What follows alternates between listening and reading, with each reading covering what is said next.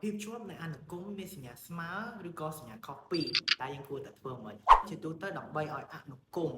ជាប់ត្រង់ x ស្មើ a ណាមួយលុះត្រាតែ f នៃ a ស្មើនឹង limit x កត្រា a នៃ f នៃ x ឥឡូវយើងមើលលំហាត់របស់យើងទាំងអស់គ្នាគេមកអនុគម f កំណត់ដោយ f នៃ x គឺប៉ុណ្ណឹងហើយកាលយើងសិក្សាភាពជាប់នៅអនុគម f ត្រង់ x ស្មើ0បានន័យថាតើនៅត្រង់ x ស្មើ0អនុគម f ជាប់ឬក៏ដាច់រក f នៃ0តើ f នៃ0យើងយកមួយណាហើយ limit យើងយកមួយណាជាទូទៅគ្នាយើងច្រើនតែច្រឡំតើពេលណាយកអាស្មើ0អាពេលណាខុស2អញ្ចឹងលែងច្រឡំទៀតយើងមើលតែអញ្ចឹងកាលណាមានសញ្ញាស្មើគឺនឹង f នៃលេខគឺ f នៃ0តែបើសញ្ញាខុស2ហ្នឹងគឺយើងប្រើ limit តោះណាចាំពីហ្នឹងមកឲ្យតែខុស2ប្រើ limit ហើយបើធម្មតាគឺ f នៃលេខអញ្ចឹង f នៃ0របស់យើងគឺ1នោះហើយយើងរក limit របស់យើងត្រូវតែ x ខិតទៅដល់0ហេតុអីដោយសារយើងចង់បានត្រង់ x ស្មើ0ហើយនេះវា0នេះអញ្ចឹង f នៃ x របស់យើងត្រូវស្មើនឹង limit x ខិតទៅដល់0ស្វ័យគុណ x ដកក x លើ x តោះតែអ្នកទាំងអស់គ្នា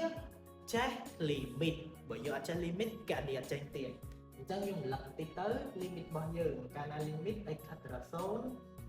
ស្វ័យគុណ x ដក1លើ x គឺស្មើ1ចំណែកឯ limit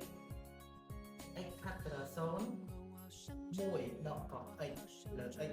គឺស្មើ0តើចេះនេះអញ្ចឹងយើងកណនីនេះមកចុះវាស្មើនឹង limit x ខិតទៅដល់0យើងថែមទុកថយតួមកណាគ្នាសកល x ដក1ពេលដាក់ដក1វាលើហេតុអីចឹងចាំបាច់ដាក់ដក1ធ្វើអីដោយសាររូបមន្តរបស់យើងសកល x ត្រូវការដក1អញ្ចឹងយើងដក1មក x ដក1វាលើមានបូក1វិញហើយបើយើងមានកោះលើបន្ទាប់មកគ្នាយើងផ្ដាច់ចេះផ្ដាច់វិធីអត់យើង limit x ខិតទៅដល់0ស្វ័យគុណ x ដក1លើ x យើងផ្ដាច់វាបន្ទួបូកឲ្យយើងផ្ដាច់ទៅនេះថាមក1ដកក x លើ x នេះតោះមកវាចូលរូបមន្តស្រាប់តែម្ដងគ្នាយើងអាប៉ុណ្នេះស្មើប៉ុន្មានប៉ុន្នេះគឺស្មើ1នោះចានេះ1ដកកនេះគឺស្មើ0ចេញសេលេខ0ណាអានេះងាយគ្នាយើងដែរគ្នាយើងបុកលេខខុសមែនទេ1បូក0ឃើញ1មិនឃើញ2ណាហើយយើងយកដៃបាំងគឺ1អញ្ចឹងដោយមកដោយមែន